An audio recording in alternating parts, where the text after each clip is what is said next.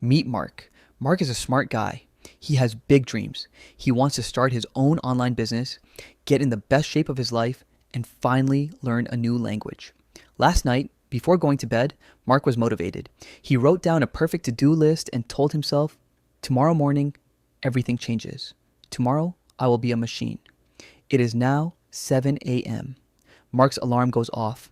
This is the critical moment. This is where the battle is won or lost. Mark opens his eyes. He reaches for his phone just to turn off the alarm. But then his thumb slips. He sees a notification, a red dot. It triggers a tiny curiosity in his brain. He taps it. Then he opens social media. Just for 5 minutes, he tells himself, just to wake up. Suddenly, time warps. 7:05 becomes 7:30. 7:30 becomes 8:15. Mark has been lying in bed for over an hour, scrolling through videos of people living the life he wants to live. When he finally throws the phone away and gets up, he doesn't feel rested. He feels drained.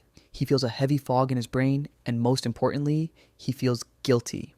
Before his feet even touch the floor, Mark feels like he has already failed. Does this sound familiar? Because Mark isn't just a stickman drawing. Mark is you, and I have good news for you and Mark. You are not lazy. You are not broken. You are simply fighting a chemical war against your own biology, and right now, you are losing. Part 1. The hijacking. Why Mark cannot focus. Let's analyze Mark's brain. Why couldn't he just get up? Why did he choose the phone over his dreams? Mark thinks he lacks willpower. He thinks he is weak, but that is false. The truth is, Mark's brain is operating on outdated software. His brain is designed for survival in the wild, thousands of years ago. In the wild, the main goal was to conserve energy. Effort was expensive, but Mark doesn't live in a cave. He lives in a world of super stimuli. When Mark scrolls on his phone, his brain is flooded with dopamine. Now, you need to understand something crucial. Dopamine is not pleasure.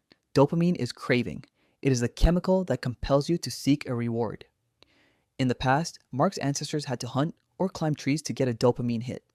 Effort came before the reward, but when Mark holds his phone, he gets the reward without the effort. He gets the prize without the hunt. So, when Mark tries to sit down and work on his business, his brain runs a quick calculation.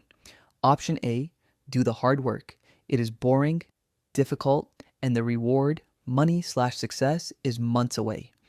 Option B, pick up the phone again. It is easy, colorful, and the reward is immediate.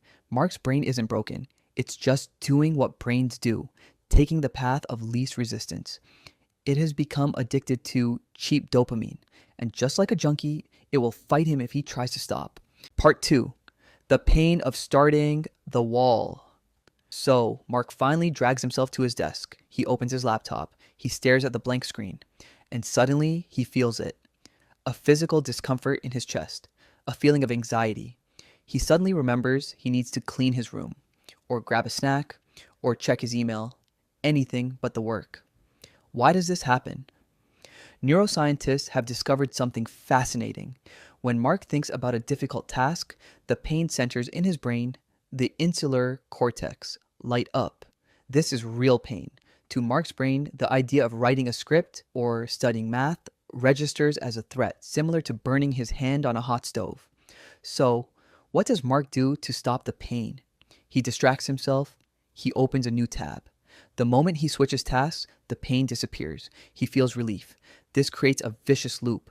Mark's brain learns work equals pain. Distraction equals relief. Every day he repeats this, the habit gets stronger. Mark isn't lazy. Mark is traumatized by his own work habits. Part 3, decision fatigue, the empty battery. But there is one more enemy Mark is facing. Remember how Mark spent his first hour of the day scrolling, deciding what to watch, deciding what to skip, reading comments, checking emails? Mark doesn't realize it, but he has a limited decision battery for the day. Every choice, no matter how small, drains a percentage of this battery. By 10 a.m., Mark hasn't done any real work, but his battery is already at 40%. This is called decision fatigue. When the battery is low, the brain loses its ability to self-regulate. It loses the power to say no to impulses. This is why Mark finds it impossible to focus in the afternoon. This is why he skips the gym in the evening. It's not that he doesn't want to go, it's that he has no fuel left to force himself to go. Mark is trying to drive a car with an empty gas tank. and beating himself up for not moving fast enough. Part 4.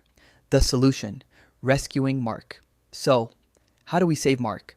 How does he go from chronic procrastinator to a productivity machine? We cannot rely on motivation. Motivation is a feeling, and feelings are unreliable. We need a system. We need to hack Mark's biology. Step 1. The dopamine detox. Friction.